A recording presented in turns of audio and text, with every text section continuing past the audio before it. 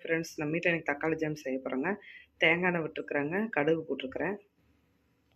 கடுகு வெடிச்சிருச்சுங்க. கருவேப்பிலை போட்டுக்கலாங்க, பூண்டு போட்டுக்கலாங்க. பூண்டு வந்து தேங்காய் எண்ணெயில் பொன்னிறமாக வணங்கணுங்க. அப்போ தான் ரொம்ப நாளைக்கு கெடாமல் இருக்குங்க தக்காளி ஜாமு.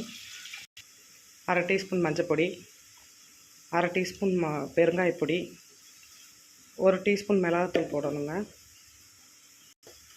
கல்லுப்பு தேவையானது போட்டுக்கலாங்க. அரைச்சி வச்ச தக்காளி ஊற்றிக்கலாங்க. 10 தக்காளி அரைச்சிருக்கிறேங்க, ஃபைன் பேஸ்ட்டாக இருக்கிறதுங்க. தக்காளியை ஊற்றி இந்த மாதிரி நல்லா கிளறி விடணுங்க. 5 நிமிஷத்தில் வெந்துடும். ட்ராவலிங் டைமில் சப்பாத்திக்கு ஒரு வாரத்துக்கு கூட கெடாமல் இருக்குங்க. எண்ணெய் நிறைய விட்டு வேக வைக்கணும்.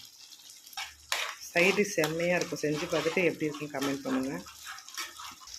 மூடி வச்சு வேக வைக்கணுங்க, இல்லாட்டி தெரிச்சிட்டே இருக்கும். பாருங்கள், இன்னும் கொஞ்சம் தண்ணி சுண்டி வந்தோடனே ஆஃப் பண்ணிடலாங்க. இந்த மாதிரி எண்ணெய் பிரிஞ்சு வந்தோடனே ஆஃப் பண்ணிடலாங்க.